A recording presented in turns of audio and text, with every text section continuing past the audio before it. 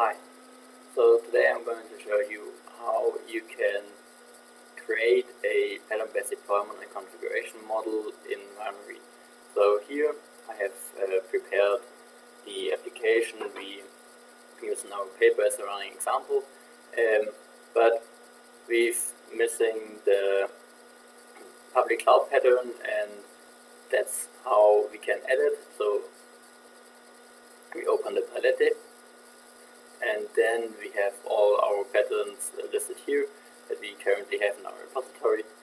And there I have the public cloud component, and I can drag and drop it to create the component here, or in this case a pattern. And now I have this public cloud here. And now to have all these other patterns hosted on my public cloud, I'm just gonna host them all on public cloud. So for example, I host platform as a service on this public cloud pattern, the message-oriented middleware hosted on the public cloud, the other path pattern hosted on the public cloud, as well as this relational database should also be provided by a public cloud.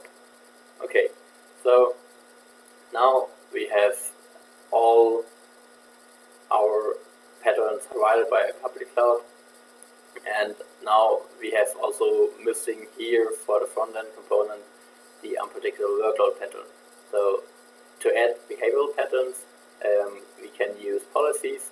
Policies can be added by using this policy button here, and then we can attach it to the front-end component right here. So I'm gonna add a new policy. Say it's gonna name workload. I'm gonna create a template, and I want to have the unpredictable workload, edit, save, and now our unpredictable workload is annotated at the front-end component.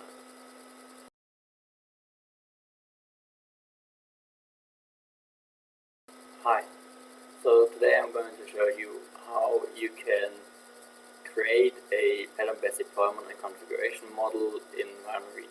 So here I have prepared the application we use in our paper as a running example, but we've missing the public cloud pattern, and that's how we can edit. So we open the palette, and then we have all our patterns listed here that we currently have in our repository.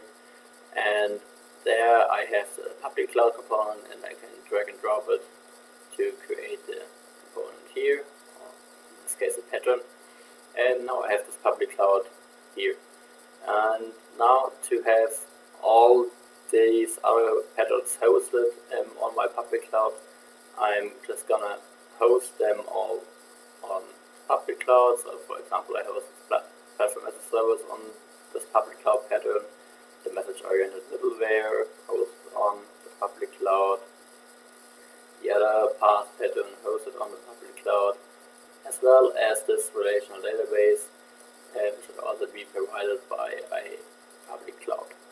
Okay, so now we have all our patterns provided by a public cloud, and now we have also missing here for the front-end component the unpredictable workload pattern.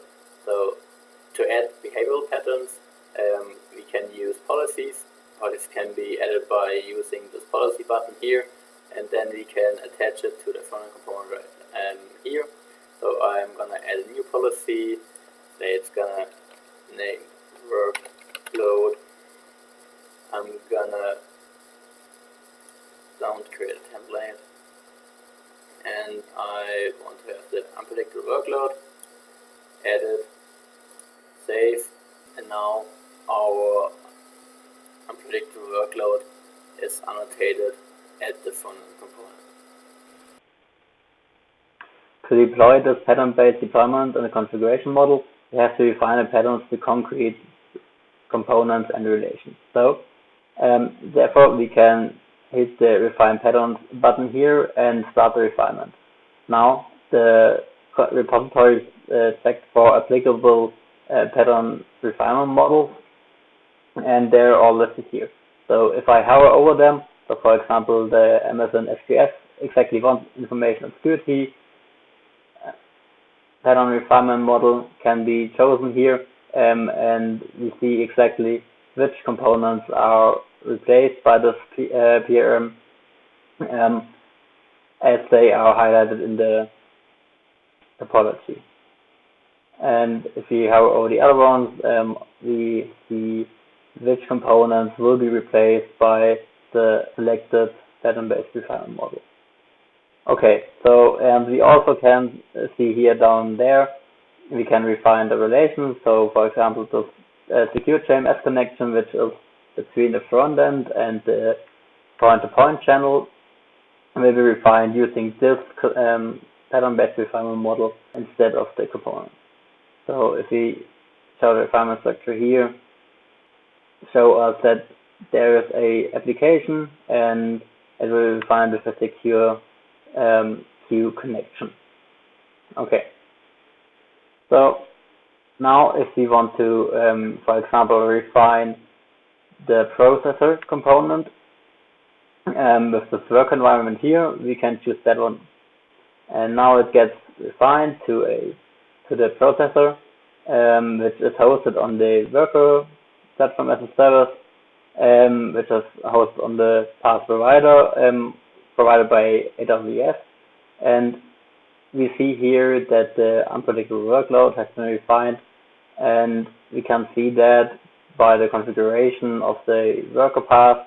For example, since the auto-scaling is set to true, and the scaling metric and the time span are also set.